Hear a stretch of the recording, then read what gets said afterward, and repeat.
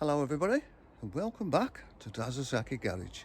In this episode we're going to show you a walk around of that thing, so stay tuned.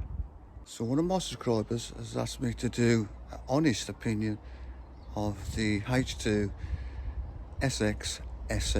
which is that one is there, and I'm just going to take you around the good points and some of the not so good points. But don't get me wrong, this bike is fantastic. So let's have a look at the aesthetics, or how the bike looks.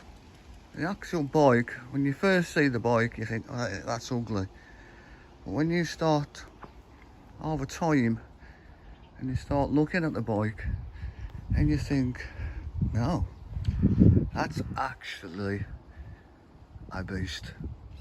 You know, it's got some good, really nice features. The front wheel, the back wheel are really light in weight. The colour is typical Kawasaki green, and it blends in well with with this version. The version of the SE gives you a lot more toys than the standard SX.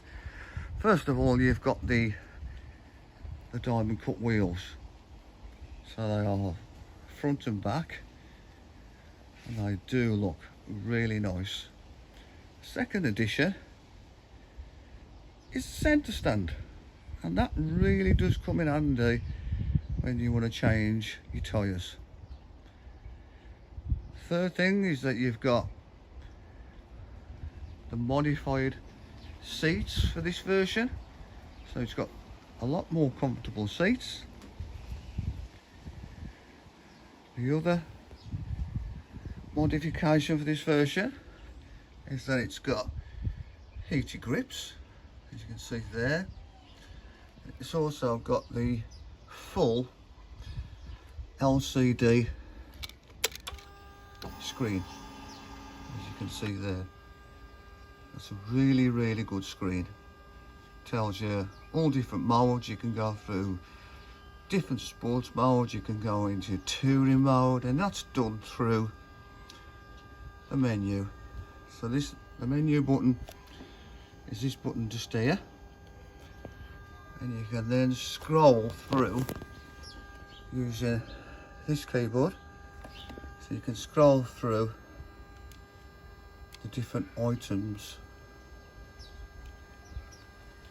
So you've got different items there. So for instance, mine's on sport mode. I can then select different mode, for instance. So we can go to touring, select the touring mode, and you can select the colour,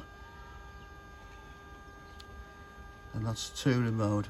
You can select it on the switch, make it black.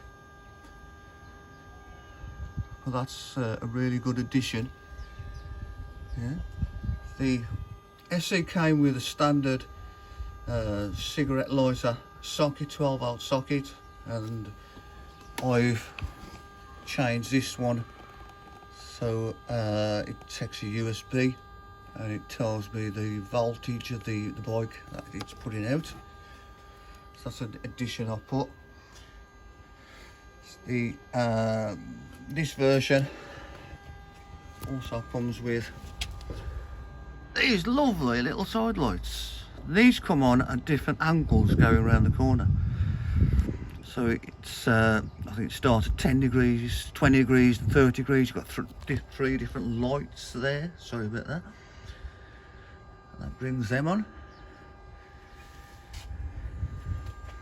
Where else have we got different? The colour scheme is specially for this bike. I'm running PR5s, which do tend to suit this bike more than any other tyre I've had, and I've had a few. So you've got, like I say, you've got the heated grips on this side as well. So it comes with the crash bobbins as well, so nothing to drop it. it will help you there. And the big thing this bike's got is this thing. It's the quick shifter. So it's got quick shifter up and down.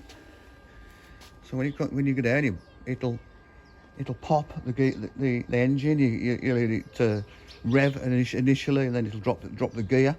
That's just to loosen up the drivetrain. But that's fantastic. With this version as well, you get taller screen. But mine, I've put a double bubble screen on mine, so I fitted that. So that's what this bike comes with as standard. Now I fitted the sat nav, so the sat nav fitted the bike. I fitted the uprated tyres. She comes with the panniers, so I've got tuning on her. I've upgraded the screen, because I wanted a slightly taller screen than standard. The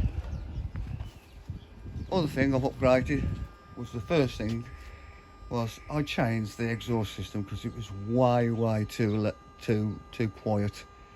I do like a bit of sound to my bikes. So I initially changed just the slip-on can. I had to have a link pipe made because I didn't do one because the bike was so new. So later on I've had fitted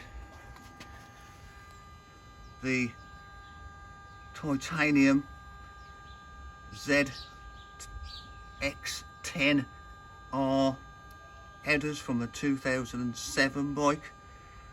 So they come underneath. They finish roughly around about there. Then I've had the link, ZX10 link pipe. And then I've had the Lextech can which I had before. And she sounds really well. I'll give you a sound test.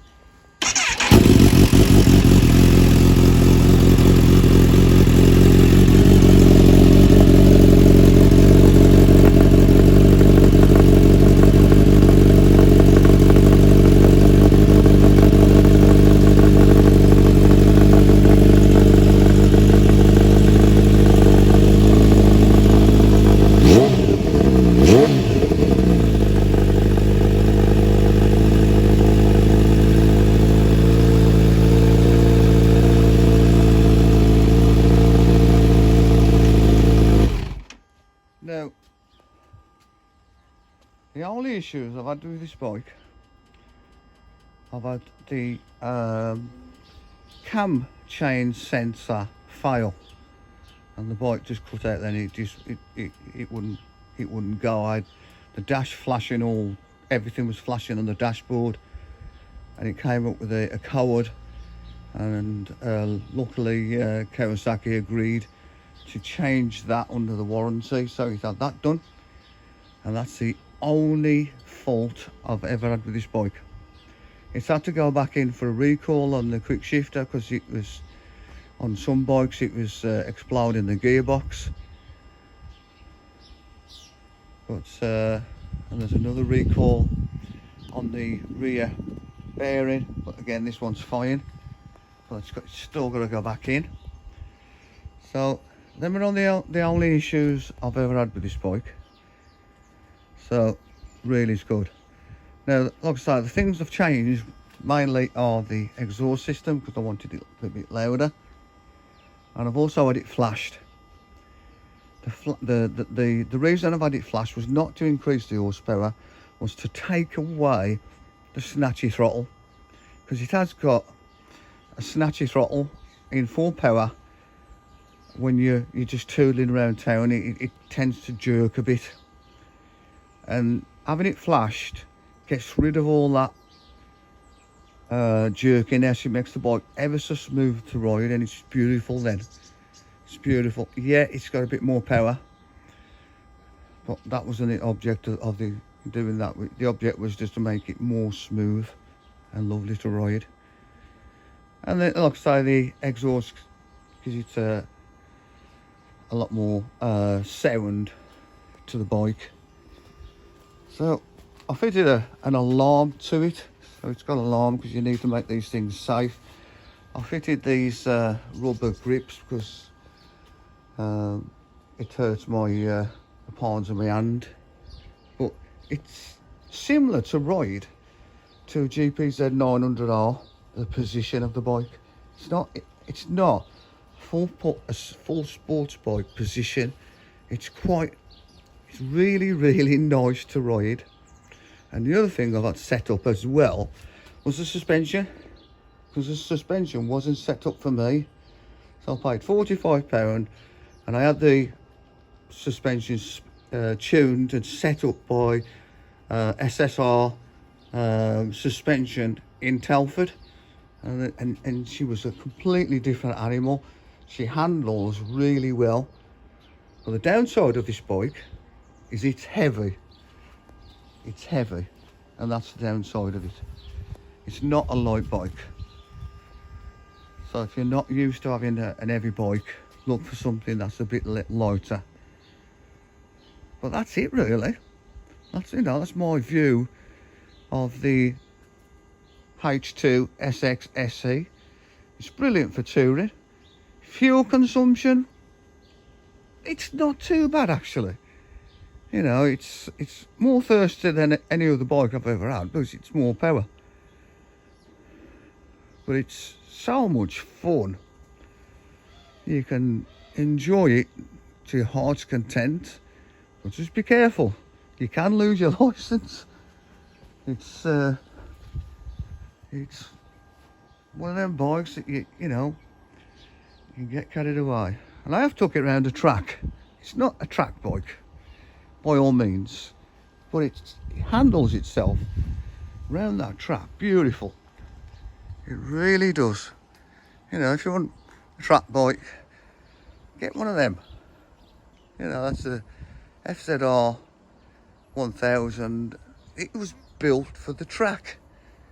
This is a sports touring bike, and it will outpace a lot of sports bikes. Don't get me wrong, it's one powerful beast, and it's fantastic to ride.